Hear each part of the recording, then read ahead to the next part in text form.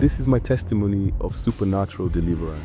My name is Pastor Samuel Adebayo. I'm 42 years old. 2019, I died for exactly 7 minutes. Radical extremists set me on fire for preaching the gospel, but Jesus Christ pulled me back from the flames. I was born into Pastor Samuel Adebayo እባላለሁ 42 ዓመቴ ነው። ልክ መጋቢት 5 2019 ዓመተ ምህረት ለ7 ደቂቃዎች ያክል ነፍሴ ከስጋዬ ተለየች። የሚገርማችሁ የሞትኩት በድንገተኛ ህመም ወይም ደግሞ በማላቀው ነገር አይደለም። ይልቁንስ ክርስቲያን ጠል የሆኑ ሰዎች ቤቴንና እኔ ነበርኩበትን በእሳት አጋዩት። ምክንያቱም ደግሞ በሰሜናዊው የናይጄሪያ ክፍል ውስጥ ስለ ኢየሱስ ክርስቶስ ጌትነት ስለተናገርኩ ነበር። ነገር ግን ኢየሱስ ክርስቶስ ታደገኝ፣ ከሞት ጥላ ውስጥ ተናጠቀኝ። ይህ መለኮታዊ የሆነ የእግዚአብሔርን እጅ ያየሁበት ምስክርነቴ ነው። በሌጎስ ከተማ ውስጥ በክርስቲያን ቤተሰቦች መካከል ነው የተወለድኩት። ቤተሰቦቼ በመንፈሳዊ ሕይወታቸው እጅግ በጣም ጠንካራ ነበሩ። ኢየሱስ ክርስቶስን እንደ ማንኛውም እሁድ እንደሚማር ልጅ ብቻ ሳይሆን ጥልቅ እንዳውቀውና ስለሱ ዕውቀት እንዲኖረኝ ረድተውኛል። አባቴ በቤተ ክርስቲያን ውስጥ በድቁንና ወይም በዲያቆንነት ያገለግላል። እናቴ ደግሞ የሴቶችን ኅብረት ትመራለች። ቤታችን በመጽሐፍ ቅዱስ ጥቅስ የተሞላ ነው። ነገሮች መቀየር የጀመሩት ልክ 16 ዓመቴን ሲይዝ ነው። 16 ዓመቴ ላይ ነው ሁሉንም ነገር ለኢየሱስ ክርስቶስ አሳልፎ መስጠት የሚባለው ነገር የገባኝ። አስታውሳለሁ አንድ ምሽት በትንሿ ክፍሌ ውስጥ ተንበርክኬ ጸልይ ነበር። ከዓይኔ እንባ ይወርዳል። በዛች ቅጽበት ውስጥ እግዚአብሔር በቀጥታ በልቤ አንድ ነገር ተናገረኝ። የእግዚአብሔር ጥሪና ድምፅ ግልጽ ነበር። ለልጆቹና ለሕዝቦቹ እረኛ እንደሆን ደግሞም ሕይወቴን አሳልፌ ለመንግሥቱ እንድሰጥ ጥሪን አቀረበልኝ። በጊዜው ገና ልጅ ነበርኩኝ። ምንም ያህል እንኳን ዕውቀት ቢኖረኝም ያን ያህል የጠለቀና ግልጽ የሆነ ዕውቀት አልነበረኝም። ማለትም ሙሉ በሙሉ ራስን አሳልፎ ለክርስቶስ መስጠት የሚለው የዛ ጥሪ ክብደትና ግልነት ብዙ አልተረዳሁትም፣ አልገባኝም ነበር። ወዲያውኑ መንፈሳዊ ትምህርት ወይም ቲዮሎጂ መማር ጀመርኩኝ። ልክ እሱን ትምህርቴን ተምሬ ካጠናቀቅኩኝ በኋላ ወዲያውኑ ወደ ሰባኪነት ስራዬ ገባው። ለተወሰኑ ዓመታት ጥቂት ሰዎችን እየሰበሰብኩኝ ያለኝን አካፍላቸው ነበር። እሰብክበት የነበረበት አካባቢም ሆነ ሰዎች እጅግ በጣም የሚመቹና ምንም አይነት መጎሳቆል የሌለው ነው። በግልጽ ለመናገር ያክል እጅግ በጣም ተመችቶኛል። አንዱ የተመቸኝ ምክንያት እሰብክ የነበረው ለሚያምኑ ሰዎች ነው። ማለትም ወይ እንዲበረቱ ወይ እግዚአብሔርን እንዲያገለግሉ። ደግሞም ከክርስቲያን ቤተሰቦች የተወለዱ ልጆችን አጠንቃለሁ። በየስንት ጊዜው ደግሞ ወጣቶችን አጋባለሁ። በአገልግሎቴ በእግዚአብሔር ሐሳብና በእግዚአብሔር ዕቅድ ውስጥ እየሄድኩኝ ነበር። እግዚአብሔር ግን እያሰለጠነኝ ነበር፣ ለዋናው ውጊያ እያስታጠቀኝ ነበር። ታዲያ በ2015 ዓመተ ምህረት እግዚአብሔር አምላክ ወደ ልቤ አንድ መልእክትን አመጣ። እኔ በጊዜው ሰብክበት የነበረው ደቡባዊ የናይጄሪያ ክፍል ነው። ታዲያ እግዚአብሔር ሰሜናዊውን የናይጄሪያ ክፍል በልቤ አኖረ። ካዱና ስቴት ተብሎ የሚጠራ ስፍራ አለ። በዚህ ስፍራ ላይ ልነግራችሁ ከምችለው በላይ የሃይማኖታዊ ግጭቶች እጅግ በጣም ጠንካራ ናቸው። በሚገርም ሁኔታ የክርስቲያኖች ሞት እንደ ቀልድ የሚታይበትና የክርስቲያኖች ሞት የተለመደበት ደም የለመደ ስፍራ ነው። በእርግጥ ይህ ስፍራ ወደ ልቤ ከመጣበት ጊዜ አንስቶ ለባለቤቴ ከነገርኳት በኋላ ሁል ጊዜ ጠዋት ማታ ወደዚያ ስፍራ እንዳልሄድ አጥብቃ ትለምነኛለች። ማታ ማታ እንኳን ከተኛችበት እየባነነች ትነሳና ስለዛ ስፍራ መጥፎ ህልሞችን ትመለከት ነበር። በህልሟ ነበልባል እሳት ታያለች። በእርግጥ በጊዜው ሁለታችንም ትንቢታዊ የሆነ ህልም እንደሆነ መረዳት አልቻለም ነበር። ምንም እንኳን እኔም እሷም ምንፈራ እንጂ የእግዚአብሔር ድምፅ በልቤ እንደኖረ እርግጠኛ ነበርኩ። ስለዚህ በስተመጨረሻም ያንን መራር የሆነ ጽዋ ለመውሰድ ወሰንኩኝ። እኔም ባለቤቴም ቦርሳዎቻችንንና ሻንጣዎቻችንን አዘጋጀን፣ ንብረቶቻችንን ከተትን።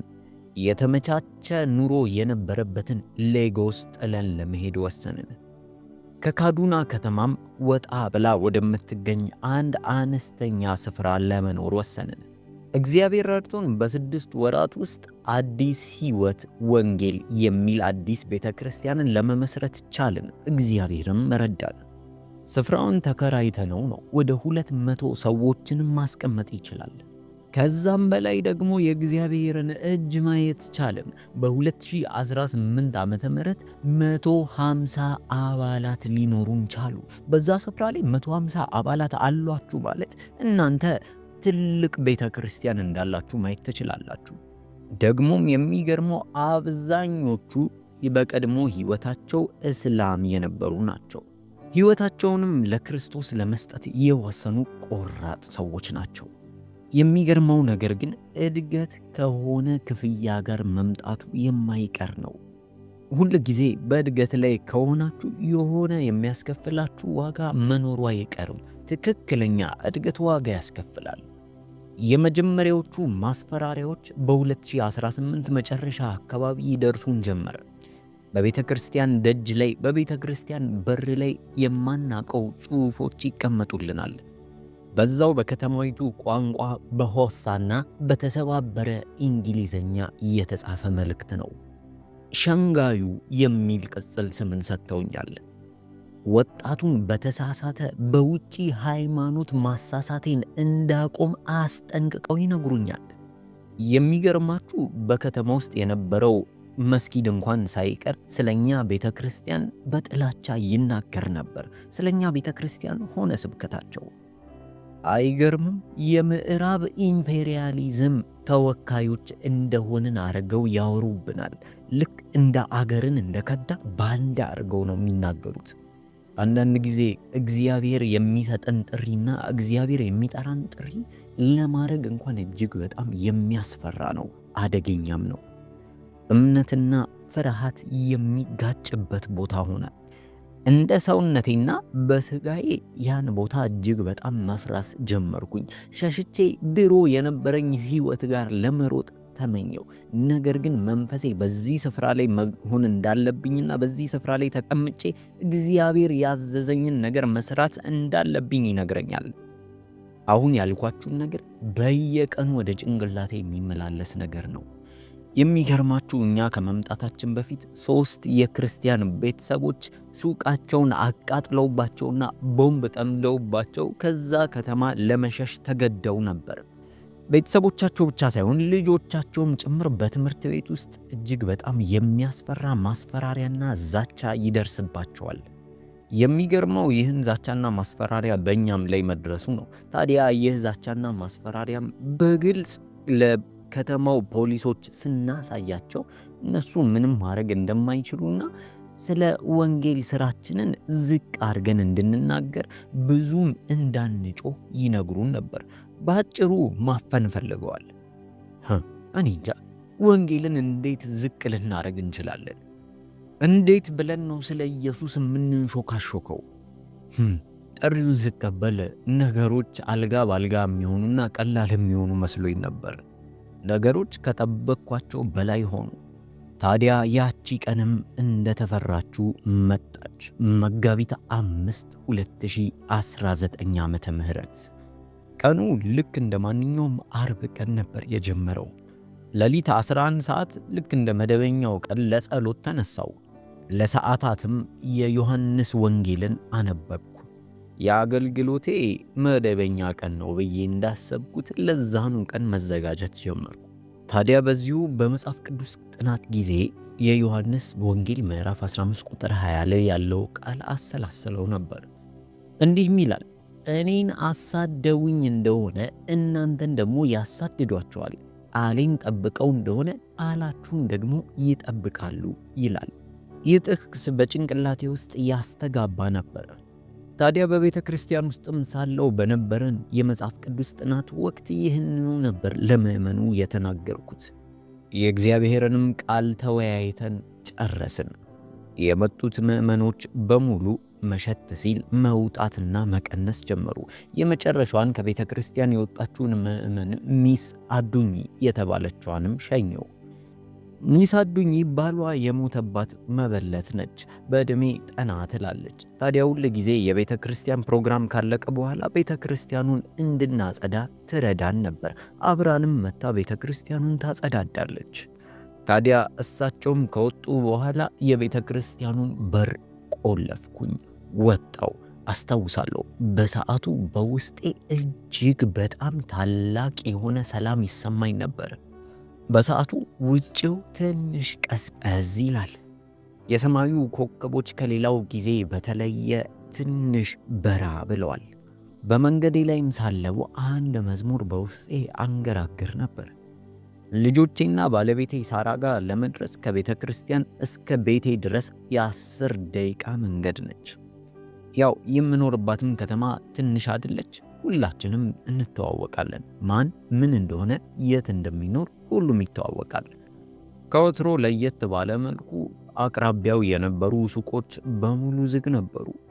አንዳንድ ጎረቤቶቻችን ውጪ ላይ ሆነው የማታውን አየር እየተናፈሱ ነበር። እነሱን በአንገቴ ሰላም እያልኩኝ አልፍ ነበር። ሁሉም ነገር መደበኛ ይመስላል፣ ሰላም ያለው። አስታውሳለሁ በሰዓቱ እንዴት እግዚአብሔር እንደረዳን እያሰብኩኝ አመሰግን ነበር። በዚህ ስፍራ ላይ ማገልገላችን ለኛ ትልቅ ዕድል ነው ብዬ አስባለሁ ነበር። ያው በሰዓቱ በጊዜው እየደረሰብን የነበረውን ዛቻ፣ ማስፈራሪያ፣ ማስጠንቀቂያዎች ችላ ብዬው ነበር። ታዲያ ወደ ቤቴ ልደርስ ጥቂት ደቂቃዎች በቀሩኝ ሰዓት ከኋላዬ እየተከታተለኝ ያለ የእግር ኮቴ ተሰማኝ። ኮቴው የኔን ፍጥነት ለመኮረጅ የሚመስል አይነት አካሄድ ነበረው። ስፈጠን ይፈጥናል፣ ቀስ ስል ይጎተታል። የነበርኩበት አካባቢ ትንሽ ጭር ያለ ስለነበር ሰው አልጠበቅኩም ነበር። ይልቁንስ ምናልባትም አርፍዶ የወጣ የቤተ ክርስቲያን አባላችን ይሆናል ብዬ አስቤ ነበር። ምክንያቱም በዛ ሰዓት ላይ ሰው ማየት እጅግ በጣም ውስን ነበር። በነገሩ እርግጠኛ መሆን ስለፈለግኩኝ ቀስ እያልኩኝ መራመድ ጀመርኩ። ወደ ትከሻዬም ዞር እያልኩኝ ለማጮለቅ ሞከርኩ። ነገር ግን አጮልቄ የተመለከትኩት ነገር ደሜን አቀዘቀዘው። ደነገጥኩ። ኮቴው የአንድና የሁለት ሰው አልነበረም። ይልቁንስ በግምት ስቆጥር ወደ 8 ሰዎች ከኋላዬ አጅበውኝ እየሄድኩ ነበር። ከዛም በላይ የሚያስደነግጠው ፊታቸው በጥቁር ጨርቅ ተሸፍኗል። ልክ አዳኝ የሚያድነውን እየፈለገና እየተጠባበቀ በሚመስል መልኩ ይጠባበቁኝ እንደነበር አየው። ወዲያውኑ መፍጠን ጀመርኩኝ።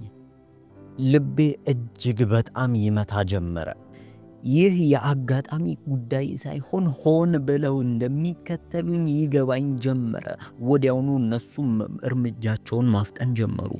ወደ ቤቴም መዳረሻ ቅያስ ጋር ስደርስ ከበቡኝ። ወዴትም መሮጥም ሆነ መደበቅ አይቻልም።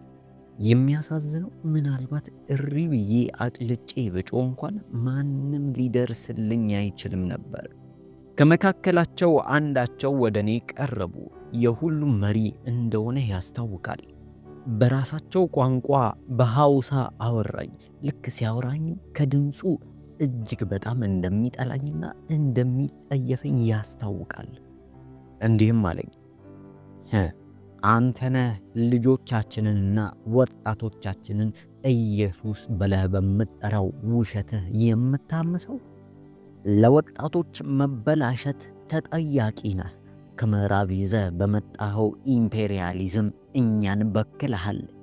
እውነተኛ እምነታቸውን እንዲተዉ አድርገሃል። ይህንን እያወራ ሌሎቹ እጅግ በጣም ደስ ብሏቸው ነበር። ፊታቸው ላይ ያስታውቃል። አንዳች ነገር ተነጋግረው ለማድረግም እንደሚዘጋጁ ይመስሉ ነበር። እኔም በዛች ውድቅት ሌሊት ውስጥ ምንም እንዳልተሰማው እንዳልፈራ እያዳመጥኩት ነው። እንደምንም ራሴን ለማረጋጋት እየሞከርኩ ነው። የኢየሱስም ፍቅር በዚህ ቦታ ላይ ለማሳየት ፈልጌያለሁ፣ ማለትም በፍቅር ለመመለስ። በእርግጥ ሌላ አማራጭ የለኝም። ታዲያ ከድንጋጤ ይሁን ከፍርሃት ይሁን ከመንፈስ ይሁን በማላቀው መልኩ በድንገት ኢየሱስ እንደሚወዳቸው ለራሳቸው ተናገርኩ። ለኃጢአታቸው እንደሞተ ነገርኳቸው። ከዛ በኋላ ባህላቸውን ላበላሽ ሳይሆን ዘላለማዊ ሕይወትን በኢየሱስ ክርስቶስ በኩል ልሰጣቸው እንደምፈልግ ተናገርኩ። ኢየሱስ ክርስቶስ ብቸኛ አዳኝ እንደሆነ አወራው። የምናገረው ቃላቶች በሙሉ በውስጣቸው ክርቢትን ይጭር ነበር። የበለጠ እየተናደዱ የመጡ እንደሆነ አየው። አስቡት እስኪ ስፍራው እጅግ በጣም ያስፈራል። በውድቅት ሌሊት ማንም በማይደርስላችሁ ሰዓት የመጨረሻ ቃላችሁ ወንጌል ሲሆን እንዴት አርጋችሁ ኢየሱስ ክርስቶስን ልትሰብኩ ትችላላችሁ? እንዴትስ እውነተኛ መንገድን እየመረጣችሁ እንደሆነና ህዝቡን ልታበላሹ እንደማትፈልጉ ትናገራላችሁ? ወዲያውኑ ፊት ለፊቴ የነበረው መሪያቸው እየመሰለኝ መጣና መሬት ላይ ምራቁን ተፋ። እንዲህም አለኝ፣ አንተ የክርስቲያን ቡችላ የመጨረሻ ዕድል እሰጥሃለሁ። አሁን በዚች ሰዓት በዚች ቅጽበት ላይ ሃይማኖትህን ካድ፣ ኢየሱስ የምትለውን ካድ። እንደዛ ካረክ ብቻ የመኖር ተስፋ ይቀጥላል። እዚሁ በእኛ ፊት ካደው።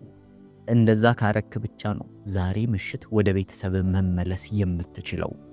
የቤተሰቦችን አይን ማየት ከፈለክ የመጨረሻ ዕድል እየሰጠንህ ነው። እምቢ ካልክ የድርቅናህን ዋጋ ትከፍላለህ። ምርጫው ቀላል ነው፣ እንዳታንገራገር ምረጥ ብሎ ምርጫን ሰጠኝ። በቦታው በስፍራው እጅግ በጣም ያስደነግጣል። ምናልባት በእኔ ስፍራ ብትሆኑ ምን እንደምታደርጉ ልጠይቃችሁ እወዳለሁ። አይናቸው ላይ እጅግ በጣም ጠንካራና ጥልቅ የሆነ ጥላቻ ይታያል። አስቡት፣ ቀጣይ የምናገረው ቃላቶች የመኖር ወይ የመሞት ህልውናዬን የሚናገሩ ናቸው። ሳስበው እንዴት ነው ያ የሞተልኝን የታደገኝን ከሞት የተናጠቀኝን አምላክ የምክደው? አዎ ኢየሱስ ጌታ ነው። እውነተኛ የመዳኛ መንገድ እርሱ ብቻ ነው። ተናገርኩ። እኔ ምንም ብታረጉኝ ምንም አዳኝን አምላኬን አልክደውም። እናንተ የፈለጋችሁትን ነገር ማድረግ ትችላላችሁ። ነገር ግን ኢየሱስ ክርስቶስ ሕያው የሆነ አምላክ ነው፣ ጌታ ነው ብዬ ነገርኩኝ። ይህን ስናገር በፍጹም ድፍረት ነበር። ታዲያ ከፊት ለፊቴ ቆሞ የነበረው መሪያቸው ወይም አለቃቸው አይኑ ላይ እልህ ይታያል። አይኖቹ ሲፈጡ አየው። እጅግ በጣም ተቆጣ፣ ተናደደ። ቃላት ግን አልተናገረም። ፊቱን ብቻ ተመልክቶ አይኖቹ ላይ ንዴትና ቁጣ እንዳለ ያስታውቃል። ከተሸፈነው ፊቱ ጀርባ ትልቅ የሆነ እልህ አለ። ጮክ ብሎ ድምፁ እየተንቀጠቀጠ በእልህ እየተናደደ እንዲህ አለ፣ እንደዛ ከሆነ እንደ ሌሎች ጓደኞችና መሰሎች አንተም ትቃጠላለህ። እውነታውን ለሚከዱ ምን አይነት ምላሽና የሚከፍሉትን ዋጋ ዛሬ ትቀምሳለህ። ውሸትህ ምን እንደሚያስከፍልህ ታያለህ። በግራና በቀኝ እጆቼንና ማጅራቴን ይዘው እያንፏቀቁ እየገፈታተሩ ወደ አንድ ክፍት ወደሆነ ሰፊ ሜዳ ወሰዱኝ። ከነበርንበት ወደ 200 ሜትር ርቀት ነበረው። ያን ሁሉ መንገድ ግን በጭካኔ እያንፏቀቁ መሬት ለመሬት እየጎተቱ ወሰዱኝ። አላቅም፣ ግን ልብሳቸው ላይ የሆነ የጋዝ ሽታ ነበረው። በእጃቸው አንድ ተለቅ ያለ የጄሪካን ጣሳ የሚመስል ይዘዋል። ለዚች ቅጽበት ተዘጋጅተው እንደመጡ ያስታውቃሉ። በጨለማ ውስጥ እያንፏቀቁ በሚወስዱኝ ሰዓት ጸጥ ብዬ ጸልይ ነበር። እግዚአብሔር ሆይ አበርታኝ፣ እግዚአብሔር ሆይ ተመልከተኝ እላለሁ። ለሚመጣው ነገር እንድዘጋጅ እግዚአብሔርን እጠይቃለሁ። የጋዙ ሽታ እየጠነከረና እየተሰራጨ መጣ። በዛች ሰፊ ሜዳ ውስጥ እንድንበረከክ፣ ጭቃ ላይ እንድንበረከክ አስገደዱኝ። ለመጨረሻ ጊዜ ቀና ብዬ ኮከቦቹን አየው። ባለቤቴ ሳራም በሰላም እንደተኛች አሰብኩኝ። ናፈቀኝ። ያ የሰላም እንቅልፍ ናፈቀኝ። የልጆቼ በሰላም አልጋ ላይ መሆን አማረኝ። ደግሞም በቤተ ክርስቲያን ውስጥ የነበሩት ምዕመኖች ፓስተራቸው እንደተገደለ ሲሰሙ ቀጥሎ የሚያደርጉት ነገር ምን እንደሆነ ሳስብ ግራ ገባኝ። እምነታቸውን ይቀጥሉ ይሁን ወይስ ፈርተው ወደ ኋላ ይሸሻሉ የሚለውን አሰብኩ። ብቻ በዛች ቅጽበት የማላስበው ነገር የለም። ሁሉም ሐሳብ በአንድ ጊዜ ግር ብለው በተራ በተራ እንኳን ሳይሆን ሳይጠባበቁ ወደ እኔ ይመጡ ነበር። ለመጨረሻ ጊዜ ጸሎቴን አቀረብኩ። እንዲህ አልኩኝ፣ ጮክ ብዬ ኢየሱስ ሆይ በእጆችህ ተቀበለኝ። እንደዚህ በምልበት ሰዓት እየተከራከሩ ከሩቅ ድምፃቸውን እሰማ ነበር። የሚያሳዝነው ነገር የሚከራከሩት ይቃጠል አይቃጠል በሚለው ጉዳይ ሳይሆን ማን ቀድሞ የእሳቱን ክርቢት እንደሚለኩስብኝ ነበር። ለነሱ ቀድሞ ያደረገው ልክ እንደ ክብር ይቆጠርለት ነበር። ይህን ሳቂ የባሰ ልቤ ወረደ። ከሞት ጋር ፊት ለፊት እየተያየን እንደሆነ ገባኝ። ከዚች ቅጽበት በኋላ ምንም አይነት መውጫ መንገድ እንደሌለ አወቅኩ። በቃ ያለኝ አማራጭ ሞቴን ፊት ለፊት መጋፈጥ ብቻ ነው። ባለቤቴን፣ ልጆቼን፣ እነዛ ጌታን የተቀበሉ አዲስ ምዕመኖችን፣ ህይወቴን በሙሉ ወደ ኋላ ትቼ ከሞት ጋር ፊት ለፊት መጋፈጥ። ይህን ሐሳቤን ሳልጨርስ ቀዝቃዛ የሆነ ውሃ በላይ ላይ ተደፋ። ነገሩ ውሃ አልነበረም። ወዲያውኑ ሽታው በአፍንጫዬ ሰርስሮ ገባ። ይህ የጋዝ ሽታ ነበር። ጋዙን እላይ ላይ አርከፈከፉት። ወዲያውኑ ከለበስኩት ወፍራም ልብስ ወደ ውስጥ ገብቶ ቆዳዬን ያ ቀዝቃዛ ጋዝ ሲነካኝ ተሰማኝ። የጋዙ ሽታ አፍንጫዬን ሰረሰረው። ይሰማኝ ነበር። አፍንጫዬ ተቃጠለ። አይኖችን ጭምር በጋዙ ተቃጠሉ። ከጋዙ ማቃጠል በላይ እሳቱ የበለጠ እንደሚያቃጠል ሲገባኝ ፈራው። እያንዳንዱ ቅጽበት በደንብ ይታወቀኝ ነበር። ክርቢቱ እንኳን ሲጫር ልቤ አብሮ ሲጫር ይሰማኝ ነበር። ክርቢቱን ጫሩት። በዛች ጸጥ ያለች ሜዳ ላይ ልክ እንደ መብረቅ ድምፅ ሆኖ ነበር የተሰማኝ። ከትንሿ ክርቢት የወጣችው ጭላንጭል ንዳድ ልክ እንደ ዲያብሎስ አይን ሆና ታየችኝ። ጊዜ ቀስ እያለ ይመስላል።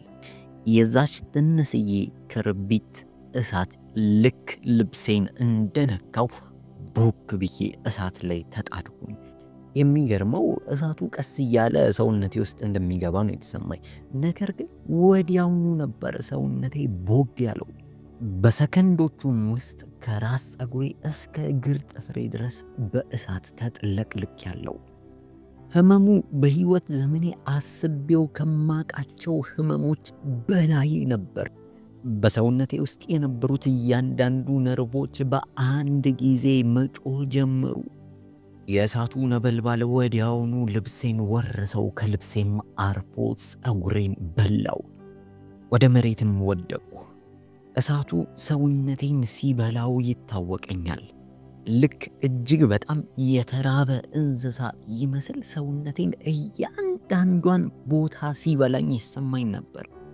ፀጉሬ በሰከንዶቹ ውስጥ ጠፋ። ወዲያውኑ እየነደደ ያለ የስጋ ሽታ አየሩን ሞላው። ይህ ሽታ ከማንም ሰው በላይ ለኔ ይሸተኝ ነበር። የሚያሳዝነው አሸት የነበረው የራሴኑ የሚቃጠል ቆዳ ነበር። እጅግ በጣም የሚረብሽ ሽታ ነው። ቀስ በቀስ መተንፈስ አቃተኝ። በላይ ላይ እየበላኝ የነበረው እሳት አጠገቤ የነበረውን አየር በሙሉ አብሮ ያፍሰው ነበር። ለዛ የምተነፍሰው ኦክሲጅን አልነበረም። ለአየር በተነፈስኩኝ ቁጥር ሳምባዬ ሲነድ ይሰማኝ ነበር። ቆዳዬ እየቀለጠ ያክል ይሰማኛል። ልክ እንደሚቀልጥ ነገር ከአጥንቴና ከስጋዬ ላይ ቆዳዬ እየቀለጠ ሲላቀቅ ተሰማኝ። ቀስ በቀስ ሲሰማኝ የነበረውን ህመም እንኳን ማሰላሰል ማቆም ጀመርኩኝ። ከአቅም በላይ ሆነ። ልብሴማ ሙሉ በሙሉ ጠፍቷል ማለት ይቻላል። ምን ለብሼ እንደነበር እንኳን አታውቁትም። ቀስ በቀስ ስጋዬ አሮ ሲንጣጣ ተሰማኝ። እሳቱ ራሱ የራሱ ድምፅ እንዳለው ያወቅኩት ያኔ ነው። እሳት የራሱ ድምፅ አለው። ምንም እንኳን ስጋዬ ቀስ በቀስ ወደ መጥፋት እየመጣ ወይም ደግሞ ወደ አየሩ እየተነነ ቢመጣም መንፈሴ ግን የሆነ የማላቀው ስሜት በመንፈሴ ይሰማኝ ነበር። መንፈሴ የበለጠ እየጠነከረ እንደነበር ይሰማኛል። የሆነ አካል በዛ እሳት ውስጥ እንደመጣ ተረዳው። የሆነ አካል ወደ እኔ እንደተራመደ ይሰማኛል። ያንን እሳት የማይፈራ አካል ነው። ስጋዬን ምንም እንኳን ቢያቃጥለውም ያንን አካል ሊያቃጥለው አልቻለም። በምድር ላይ ሆነን ተሰምቶን የማያውቅ አንድ መግነጢሳዊና መለኮታዊ የሆነ ሰላም ቀስ በቀስ የህመሙን ቦታ እየተካው እየመጣ ሄደ። እስቲ ልጠይቃችሁ፣ የእግዚአብሔርን መገኘት በጨለማው ጊዜያችሁ ላይ ተሰምቷችሁ ያውቃል? ምናልባት አቅራቢያችሁና ዙሪያችሁ ያለው በሙሉ መጥፋት እንዳለባችሁ፣ መሮጥ እንዳለባችሁ፣ መሸሽ እንዳለባችሁ ሲነግራችሁ፣ የሆነ ድምፅ በውስጣችሁ ግን ብቻችሁን እንዳልሆናችሁ ሲነግራችሁ ተሰምቷችሁ ያውቃል? ይገርማል። ቀስ በቀስ ዙሪያዬ የነበሩት የሚያጠቁኝ ሰዎች ወደኋላ መሸሽ ጀመሩ። እሳቱ እየከበደ መጣ። በእርግጥ እነሱ ወዲያውኑ ይሞታል ብለው ነበር እየጠበቁኝ የነበረው። ነገር ግን እየተንቀሳቀስኩኝ እጸልይ ነበር። የሚገርመው ከ200 ሜትር ወደዚያ ያሉት ጎረቤቶች እንኳን በሽታው ተረብሸው ተነሱ። የእሳቱ ብርሃን ሁሉም ይታያቸው ጀመረ። ከርቀትም ሆኖ የሚደረገውን ነገር መከታተል ጀመሩ። ከርቀትም ሆኖ የኔን መጨረሻ መከታተል ጀመሩ። ከዚህ በኋላ መንቀሳቀስ አቆምኩ። ሁሉም ነገር ጸጥ እያለብኝ መጣ። የምሰማው የእሳት ድምፅ፣ የሚታየኝ በብዥታ በሙሉ ጭልም አለ፣ ጸጥ አለ። በእያንዳንዷ ማይክሮ ሰከንድ እታመም እሰቃይ የነበረው ህመም በድንገት ጸጥ አለ። ከሌላ ዓለም የመጣ የሚመስል ዝምታ፣ ጸጥታ ውስጥ ሆንኩኝ። መንፈሴ ከስጋዬ ተነጥሎ ሲለይ ይሰማኝ ጀመረ። ልክ ራሴን ከሚቃጠለው ሰውነቴ በላይ ከፍ እያልኩኝ ስወጣ ተሰማኝ። ዝቅ ብዬ የሚቃጠለውን ሰውነቴን ሳይ ራሴን እንኳን ማወቅ አልቻልኩም ነበር። እሳቱ ሙሉ በሙሉ በልቶኛል። አጥቂዎቼ በእሳቱ ዙሪያ ቆመው ይመለከቱ ነበር። አንዳንዶቹ ራቅ ብለው ከእሳቱ ለመጠንቀቅ ብለው ይመለከቱኛል። የሚገርመው ነገር ከደቂቃዎችም በኋላ ያ እሳት አልጠፋም ነበር። ይልቁንስ የበለጠ እየነደደ፣ ሙቀቱ እየበዛ፣ ብርሃኑ ቦግ እያለ መጣ። በቃ እሳቱ ከመደበኛው እሳትነት ወጣ። ሌላ እሳት ቢሆን ቀስ እያለ እየቀዘቀዘ፣ እየጠፋ፣ እየጨለመ ይመጣ ነበር። ይህ ግን የበለጠ ኃይለኛ እየሆነ መጣ። የፍርድ ጣት ያለበት ይመስልም ከእሳቱ የሚወጣው ጭስ ወደ ላይ ወደ ሰማይ ይሄድ ጀመር። ይህን በምመለከትበት ሰዓት ምንም አይነት ፍርሃት በውስጥ አልነበረም። ሞት ምንም አይነት ህመም አልነበረው። ምክንያቱም ወዴት እንደሚሄድ ጠንቅቄ ያውቃለሁ። ማን እጆቹን ዘርግቶ እየጠበቀኝ እንደሆነ እርግጠኛ ነኝ። ታዲያ በእሳት እየተቀጠለ የነበረው ስጋዬ ብቻዬን እንዳልነበር አየሁ። በእሳቶቹ መካከል የሚራመድ አንድ ለየት ያለ አካል አየሁ። የአካል እሳቱን አይፈራውም። ልክ ይልቁንስ የእሳቱ አንድ አካል ይመስል ምንም አላደረገውም። የዚህ አካል እርምጃዎች እጅግ በጣም ጠንካራ እንደሆኑ ያስታውቃሉ። ለየት ያለ ኃይለኛ ስልጣን አለው። እሳቱ አያቃጥለውም። የሱ መብራት የእሳቱ መብራት የበለጠ ቦግ እንዲያደርገው አርጎት ነበር። የእሳቱ መብራት ከሱ መብራት ጋር ሲነጻጸር ልክ በጨለማ ውስጥ እንዳለ ትንሽዬ ሻማ ያስመስለው ነበር። መገኘቱ ሙሉ ክፍት ሜዳውን ሞላው። እንዲህ የሚል ድምፅ ወደ እኔ መጣ። ሳሙኤል፣ የመሄጃ ጊዜ ገና አልደረሰም። የሚናገራቸው ቃላቶች ከባድ ሚዛን የሚደፉ ኃይል ነበራቸው። ዓለም ራሷ ይህን ድምፅ ለመስማት የቆመች ይመስለኛል። ድምፁ እጅግ በጣም ጠንካራ፣ በስልጣንና በኃይል የተሞላ ድምፅ ነው። ድምፁ የአዳኜ የአምላኬ የኢየሱስ ክርስቶስ ነው። መቃብሬ ሊሆን በሚገባው ስፍራ ላይ ቆሞ ሕይወትን ተናገረ። ዓይኖቹ ውስጥ ፍቅርና ርኅራሄ የተሞሉ ናቸው። ለዓመታት የሰበኩት ያንን ኢየሱስ ፊት ለፊት አየሁት። እጆቹን ወደ እኔ ዘረጋ። ያ ለኃጢአቴ ሲል የተቸነከረውን እጆቹን ለእኔ ዘረጋ። ከዚህ በኋላ የሆነ ውስጤ ገብቶ መንፈሴን ያነቃቃው ይመስል ሁሉም ነገር ተቀየረብኝ።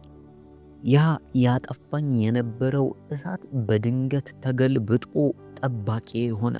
በሜዳው ላይ ሆኖ ልክ ሲያነሳኝ በላይ ሆኖ የሚመለከተው መንፈሴ እየተጎተተ ያክል ተሰማኝ። ወደዛ ወደ ተቃጠለውና ወደ ነደደው ሰውነቴ ይጎትተኝ ነበር። አንድ ተአምራዊ መለኮታዊ ነገር ለስጋዬ እየሆነ እንደነበር ይታወቀኛል። ይሁን እንጂ አሁንም የእሳቱ ወላፈን ዙሪያዬን ከቦኝ ነበር። ነገር ግን ልክ እንደ ቀድሞ ቆዳዬን እየበላው አልነበረም። አውቃለሁ ነገሩን ለማሰብ ትንሽ ይከብዳል። እሳት ላይ ሆኖ ግን ያቃጠለኝ አይደለም ማለት ትንሽ ይጠጥራል። ነገር ግን ጉዳዩ ልክ እንደ ዳንኤል፣ ሲድራቅ፣ ሚሳቅና አብደናጎ እንደነበሩበት ነበር። እኔም ልክ እንደነዚህ ሰዎች በእሳቱ ውስጥ ሆኜ ከአራተኛው የታየው ሰው ጋር ነበርኩ።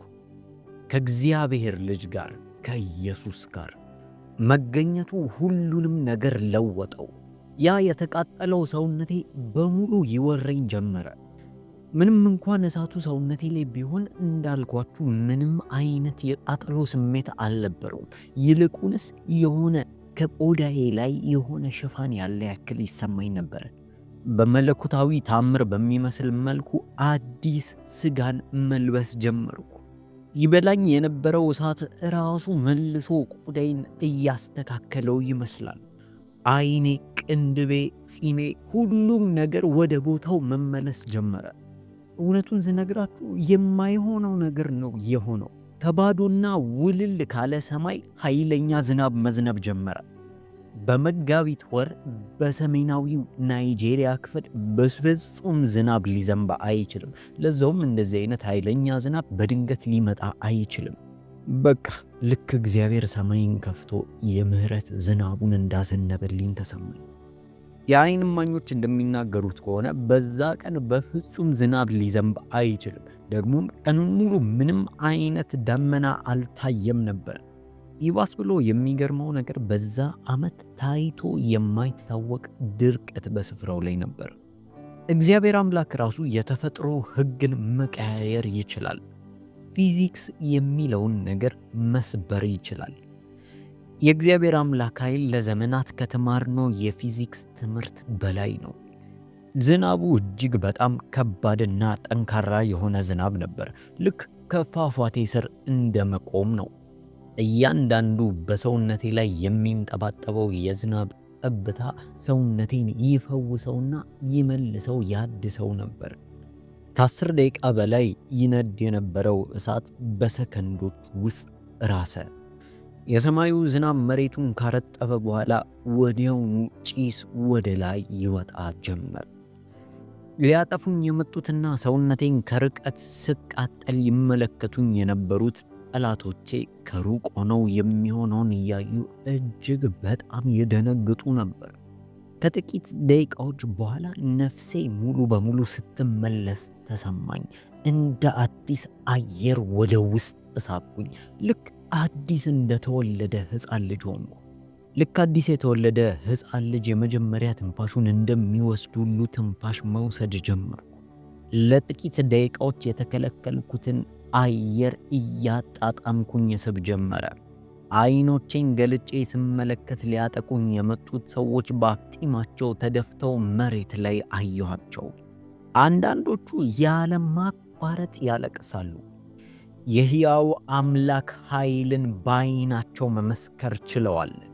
ቀስ እያልኩኝ መሬትን እየተደገፍኳት ብድግ አልኩ።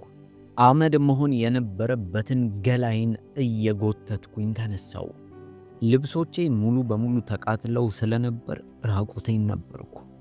ሰውነቴ ሙሉ በሙሉ ይታያል፣ ነገር ግን ሙሉ ጤነኛ ነኝ። ቆዳዬ ሙሉ በሙሉ ከበፊቱ በተሻለ የለሰለሰ ሆነ።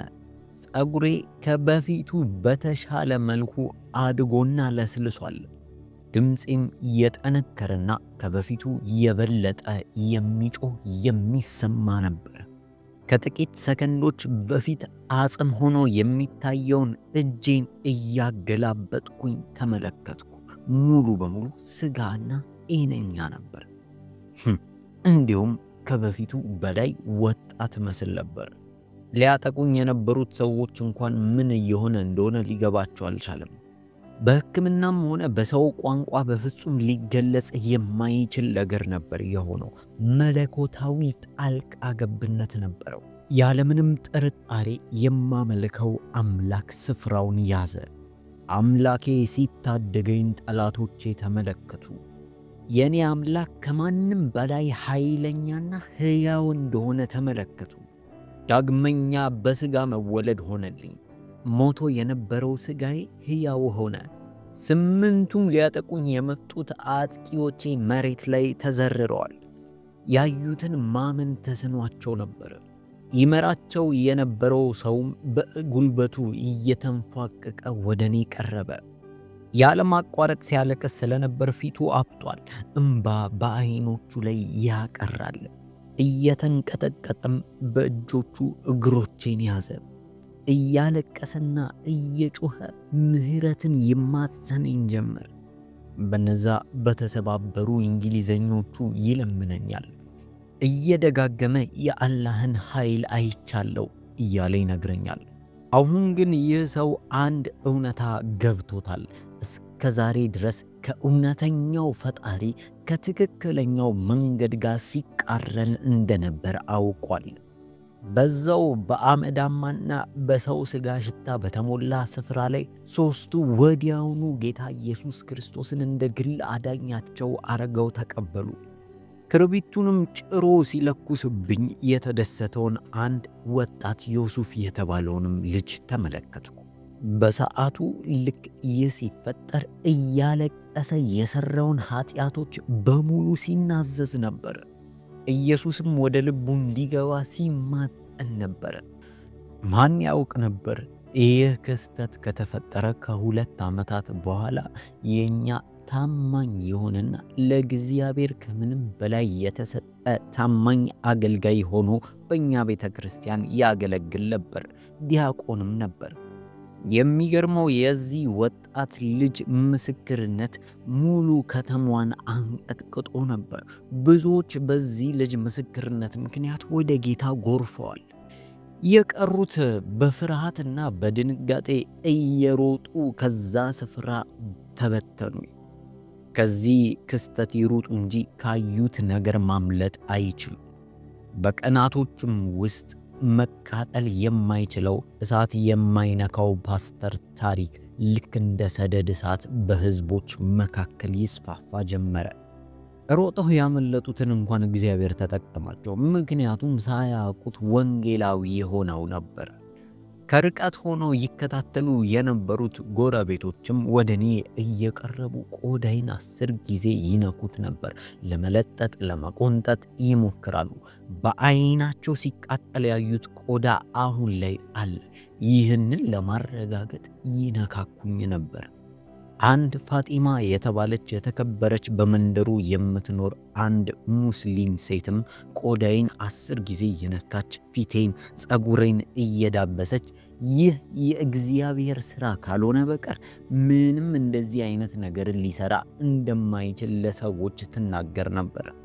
ታዲያ ያኔ በእሳት ልክ ከለኮሱኝ በኋላ አምቡላንስ ተጠርቶ ነበር። ይህም የተደረገው በጎረቤቶቹ ነበር። ታዲያ ያ አምቡላንስ ከጥቂት ደቂቃዎች በኋላ እኔ ደህና ከሆንኩ በኋላ መጣ። ታዲያ እነዚህ ሐኪሞች እኔ ወደ ነበርኩበት ስፍራ ሲደርሱ ብዙ ጭምጭምታዎችን ሰሙ። ነገር ግን ይህንን ማመን አልፈለጉም ነበር። ምክንያቱም አልፈርድባቸውም። ይህ ነገር ለማመን እንኳን ይከብዳል። ነገር ግን የተቃጠለውን ልብሴን፣ ራቁቴንና ሰዎች በተደጋጋሚ አንድ አይነት የሚነግሯቸው ነገሮች ሊያሳምናቸው ግድ አለ። ዶክተር ኢጋቡ ተብሎ የሚታወቀው የከተማው ዶክተር ለ3 ሰዓታት ያክል አንድ የተቃጠለ የሰውነት ክፍል ሲፈልግ ቆየ፣ ነገር ግን አንዳችም ማግኘት አልቻለም ነበር። ለብዙ ዘመናት በሕክምናው ዘርፍ ላይ ስለነበረ ብዙ በእሳት የተቃጠሉ ሰዎችን አክሟል። ታዲያ በእሳት የተቃጠለ ሰውነት ምን እንደሚመስል ጠንቅቆ ያውቅ ነበር። ነገር ግን ያንን ምልክት በሰውነቴ ላይ በጭራሽ ሊያገኝ አልቻለም። እያንዳንዱን የሰውነቴን ክፍል በጥንቃቄ ለመመልከት ሞከረ፣ ነገር ግን አንዳችም ምልክት እንኳን አልቀረም። ኤክስሬዎችን፣ የደም ናሙናዎችን፣ እያንዳንዱን ሕክምና ሊመረምርና ሊያይ የሚችለውን ነገር በሙሉ በሰውነቴ ላይ ሞከረ። አንዳች ነገር አጣ። አጥንቴ፣ ደሜ፣ ስጋዬ፣ ቆዳዬ፣ ፀጉሬን ጭምር ሁሉም ነገር ጤነኛና የወጣትና ጠንካራ ነበር። ሁሉንም የሕክምና ሂደቶች ከጨረሰ በኋላ እንዲህ አለኝ። እንደ መስካሪዎቹና የዓይን እማኞቹ ንግግር መሰረት አንተ በዚህ ሰዓት እዚህ መኖር አይጠበቅብህም ነበር። ማለት መሞት የነበረብህ ሰው ነህ። ወይም ደግሞ እንዲሁ ብሎ ፈጣሪ እንኳን ከረዳ ፊትህ እንኳን መታወቅ አልነበረበትም። ማለትም እሳቱ ሙሉ በሙሉ ቆዳህን አንድዶ በልቶት አጽምህ ብቻ ነበር እኛ ጋር መምጣት የነበረበት። ለዛውም ሰው እንዳለው ከሆነ ለ10 ደቂቃዎች ሙሉ በእሳት ላይ ከነበርክ ብዙ አካላቶች መጉደል ነበረባቸው። ቆዳ ከሰውነት ላይ መነሳት አለበት።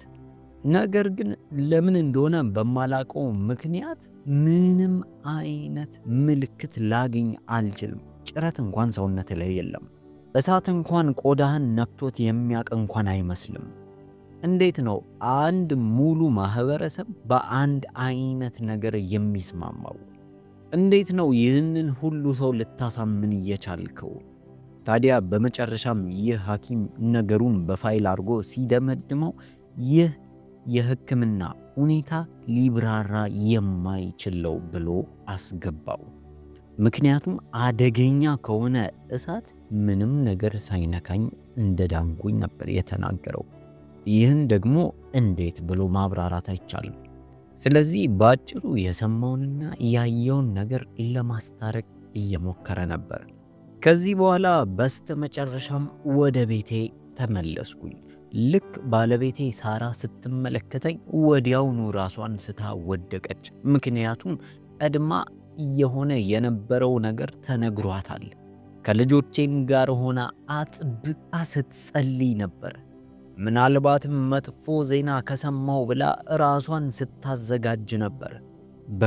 በቤቱ ውስጥ ሆና መንፈሳዊ ውጊያን ስትዋጋ ነበር። እጅግ በጣም መንፈሳዊ የሆነ ኃይለኛ ውጊያ። ሞቷል ብላ ያሰበችው ባሏን በመኝታ ቤት ውስጥ ቆሞ ተመለከተች። ይህንን አይምሯ ማሰብና ማሰላሰል ስለከበደው ወደቀች። ራሷን ከሳተችበትም ነቅታ ስትመለስ ለቀጣዮቹ ሰዓታቶች በሙሉ እጄን፣ ፀጉሬን፣ ፊቴን ስትዳብስ ቆየች።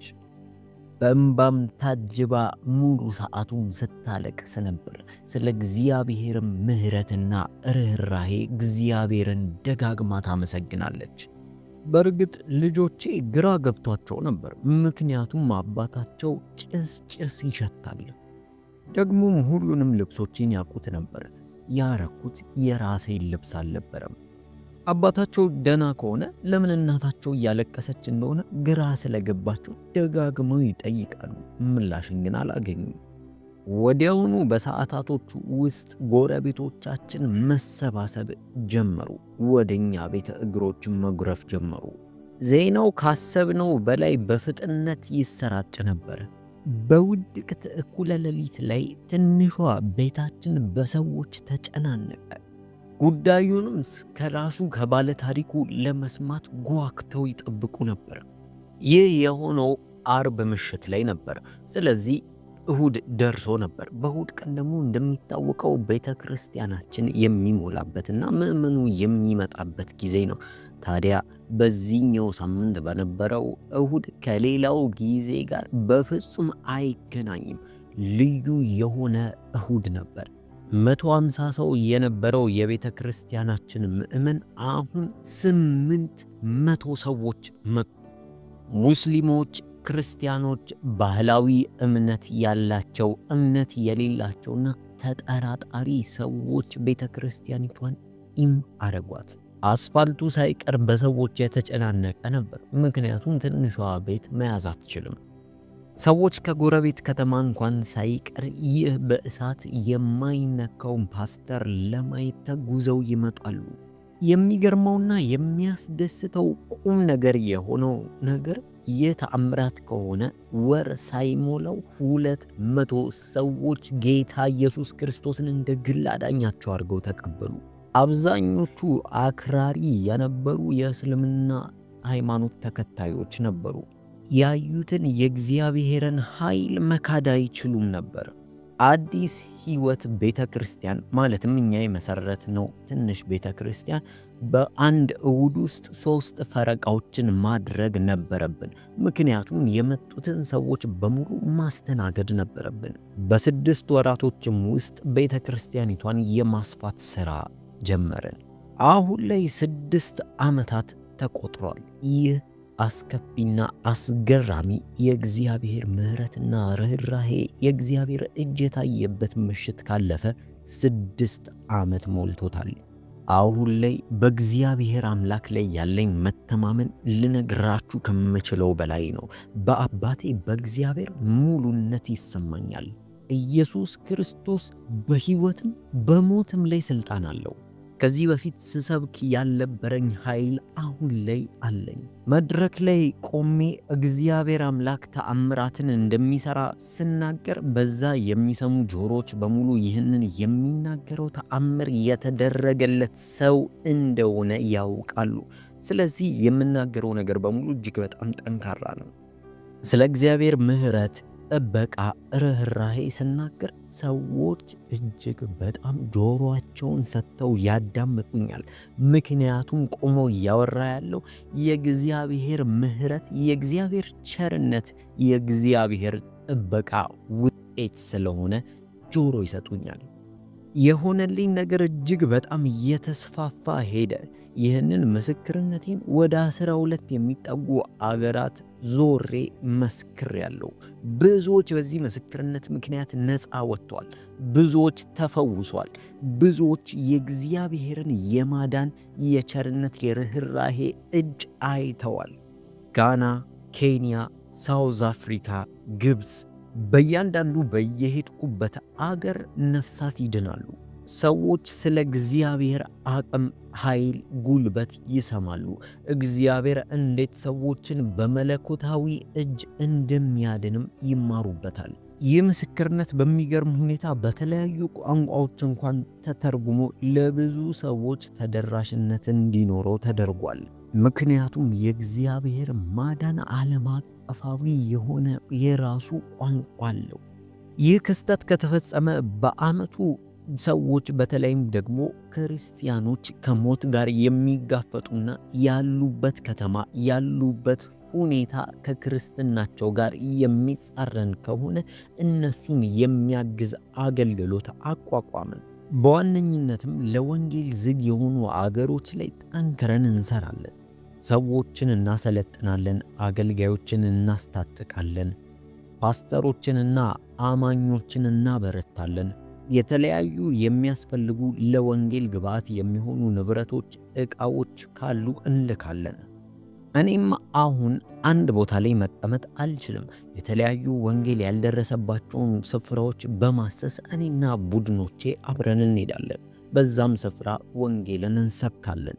በእንደዚህ አይነት ጭቆና ውስጥ የሚኖሩትን ክርስቲያኖችም የኔን ምስክርነት እየተናገርኩኝ አበረታቸዋለሁ። ይኸውላችሁ አንዳንድ ጊዜ እግዚአብሔር ከእሳት ውስጥ ነጥቆ ያወጣናል። አንዳንድ ጊዜ ደግሞ ያለንበት እሳት ውስጥ ይገባል።